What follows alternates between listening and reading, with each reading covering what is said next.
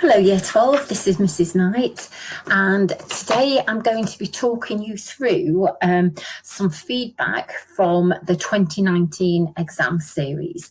We're going to be looking at some of the key comments from the examiners with regard to where students fell down, and we're going to be having a go at completing a 16-mark exam question.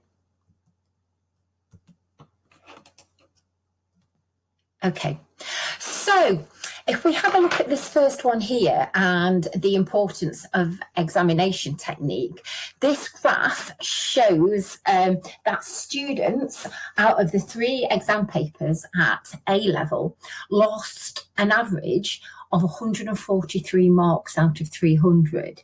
That is almost half marks.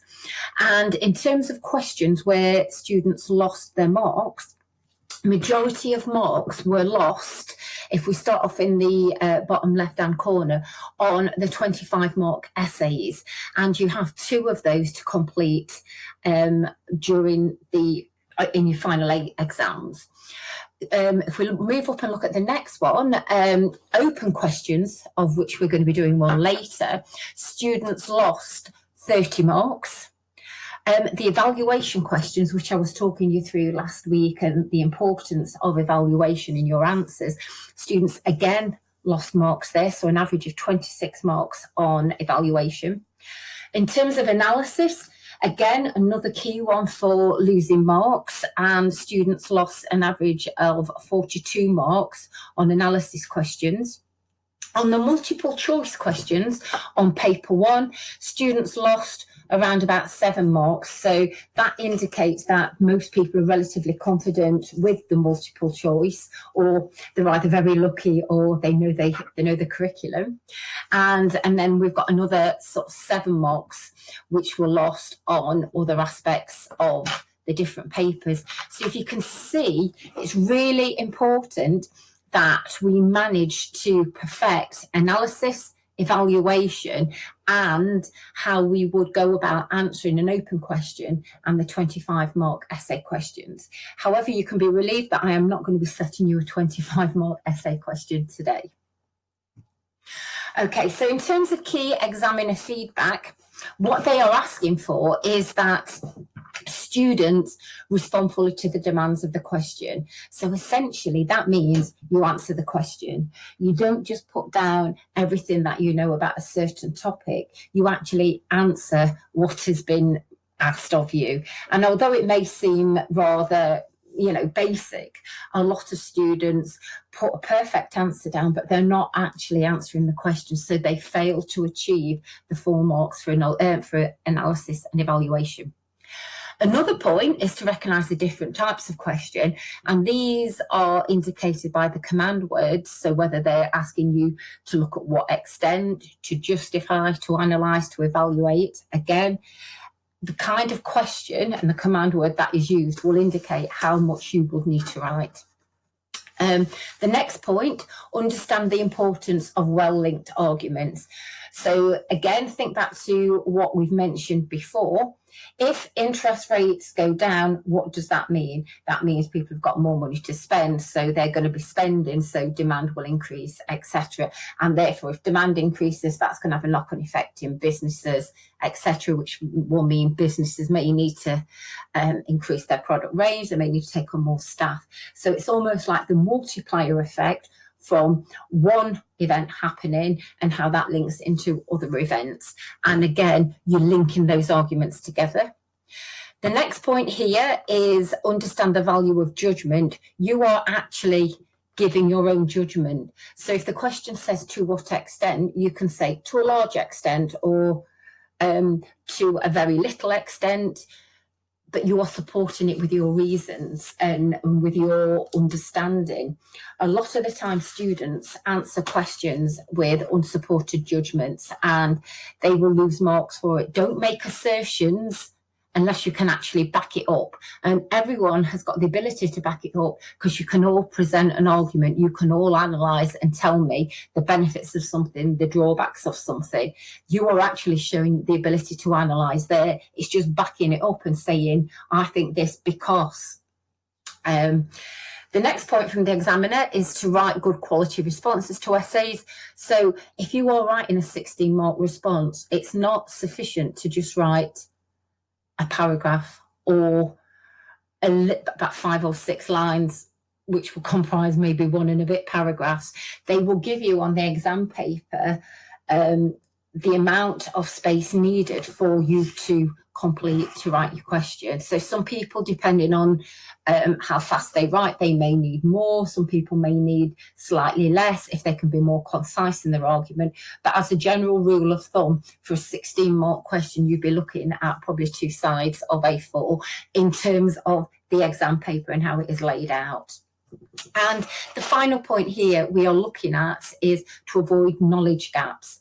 Make sure you know the curriculum. Make sure you understand every single topic that you have studied and make sure you revise. So that's why it's really important for us to go through the AS curriculum and everything that we've looked at AS and continue to remind ourselves of that as we start to deliver and we progress through the A2 curriculum.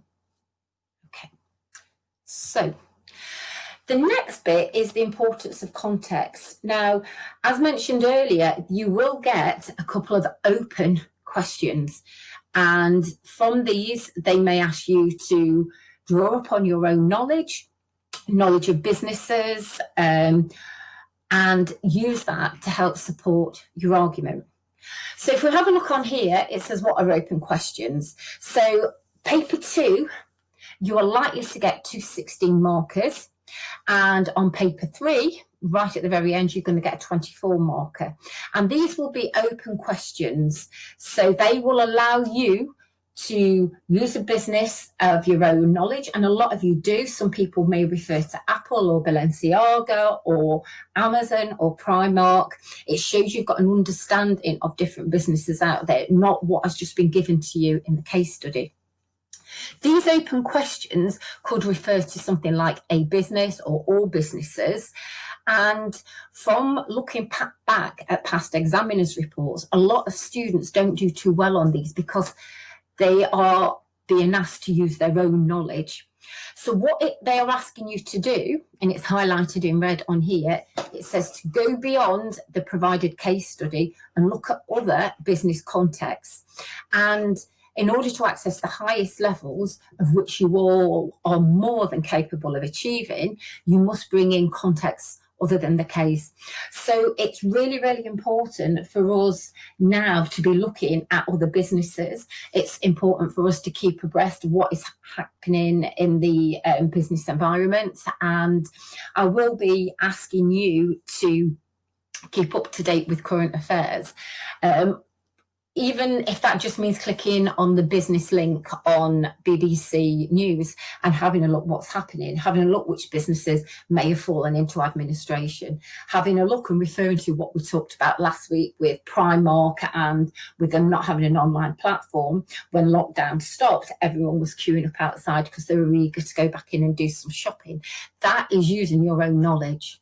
Okay, so again, that can help really support your answer. In terms of the exam board and advice from the exam board, it says advice from AQA, use the case study provided.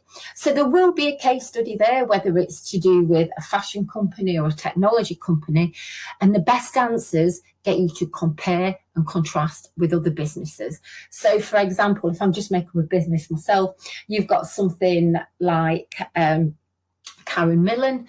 Karen Millen used to have both a digital platform and a physical store. They went into administration and I think they were bought out by, I don't know how to pronounce it, is it Boohoo or Booho? Apologise for my pronunciation there. They were bought out by those and now they just have an online platform. So you could compare Karen Millen with Primark. So Karen Millen now is just an online platform. You've got Primark, which is just a physical platform. Compare and contrast in terms of whatever the question is demanding from you. So they are 2 examples of how you would use different businesses to compare and contrast.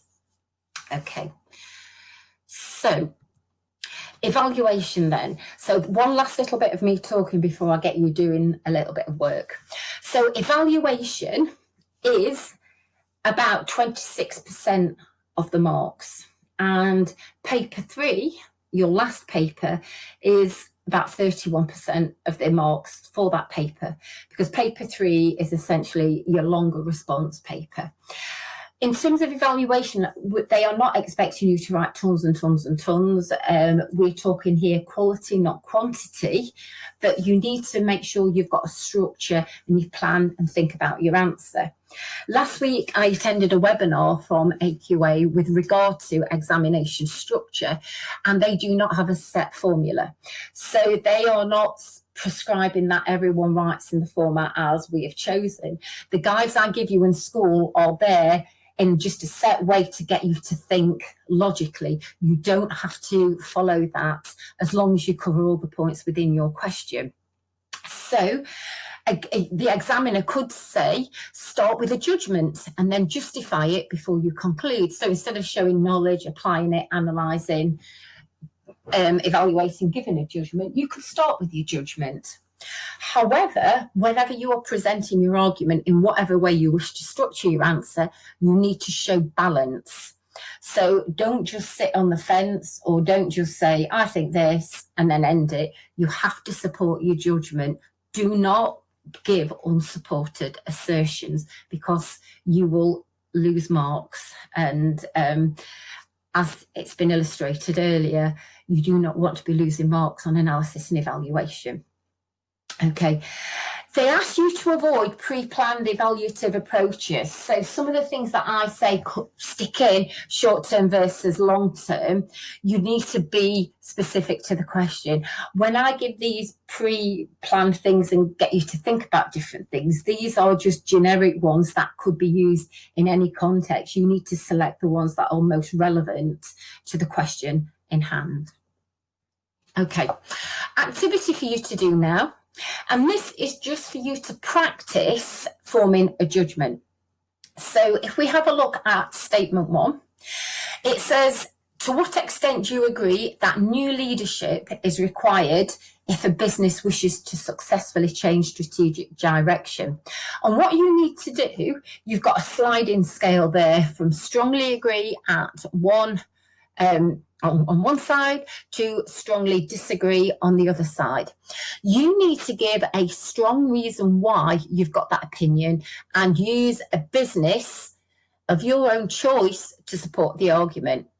So the question 1, to what extent do you agree that new leadership is required if a business wishes to successfully change strategic direction? So give your reason and then give examples. Pause the video now and have a go at completing the task. Okay, hopefully some of you have come up with some good reasons. So if you're looking at changing strategic direction, we could go back to the Primark example, and instead of them just having a physical store, they could have leadership and change direction and offer an online platform as well. So again, you'd answer your question using that. And I'm quite interested to see what reasons and examples you've come up with. If we have a look now at statement 2, it says, to what extent do businesses need to use capital rather than labour-intensive processes if they want to operate efficiently? So what you need to do now is give a reason and explain why you have that opinion. Use a business context to support your argument. Pause the video now and have a go completing the task.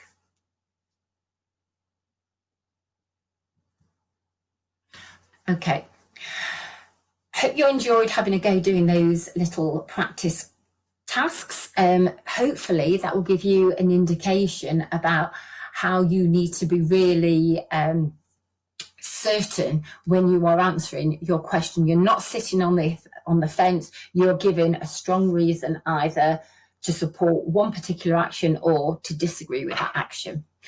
So now we come to some practice questions, and I've got here for you 3 practice 16 more questions. Now, I'm not expecting you to complete them all.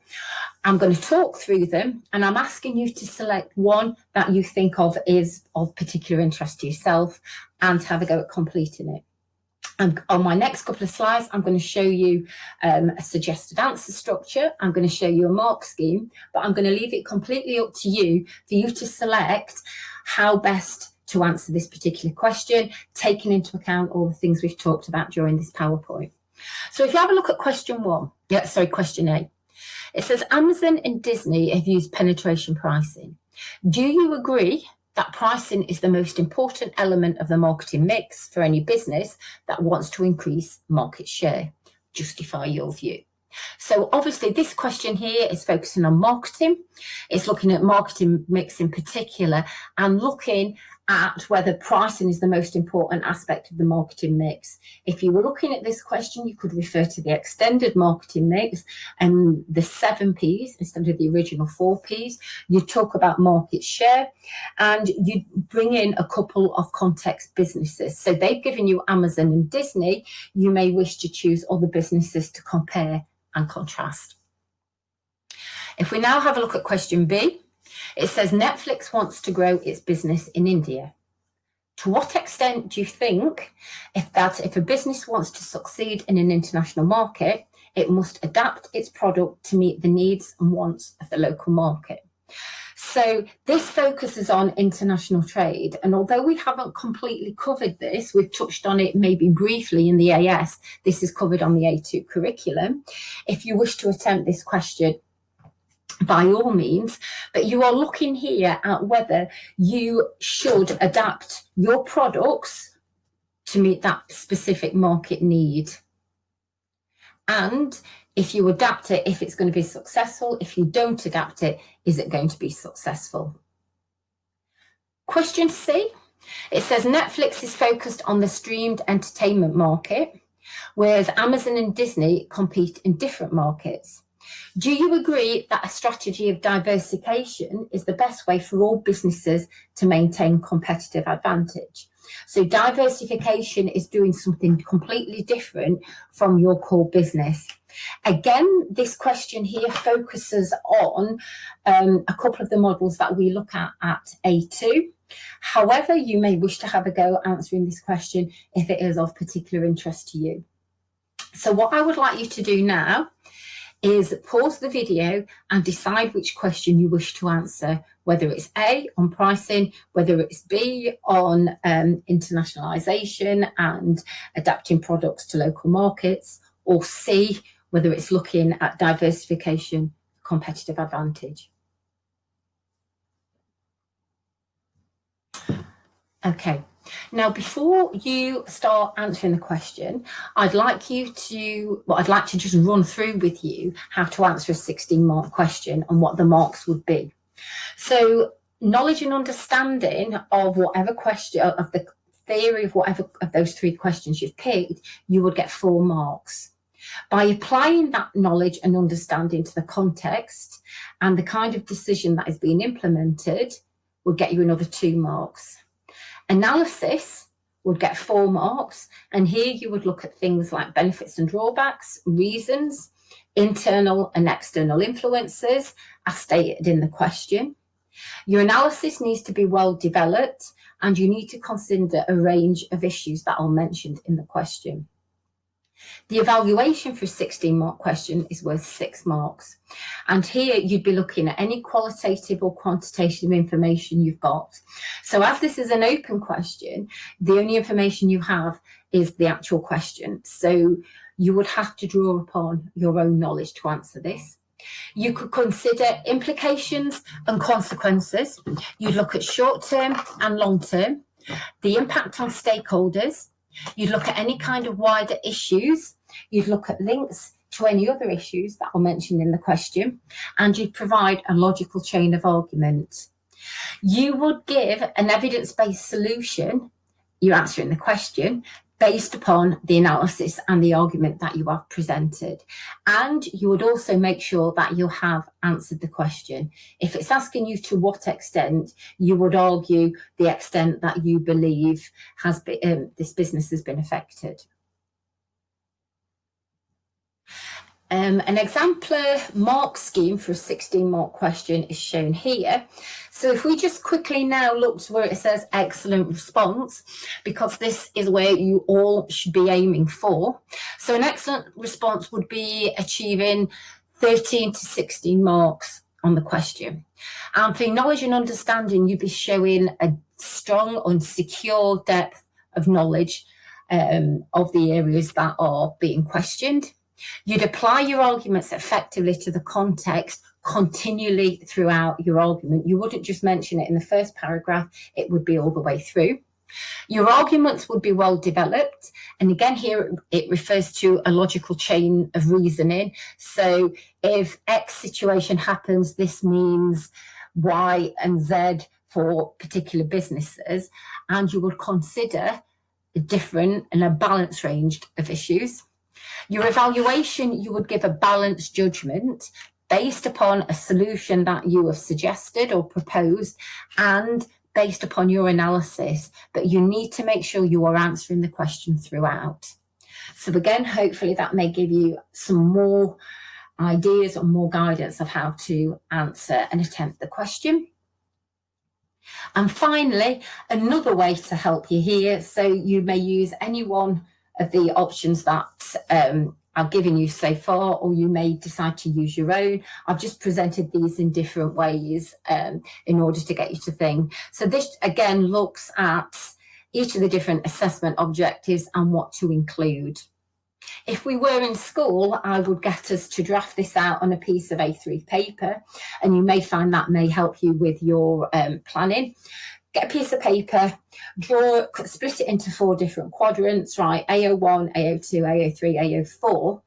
And then if you are really struggling with how to answer it, you could write down what would you put in for knowledge, pick your question, what would you put for knowledge and understanding? How would you apply it? What things would you put for analysis? And if it's easy, just work through some of the points that I put on here and then your evaluation. You probably don't even have to write it out in full, but just by planning the structure to your answer, that is going to give you more confidence when you are actually answering the question. Okay, well, I hope you've enjoyed me talking through today's presentation, and I look forward to receiving your 16-mark questions. Bye now.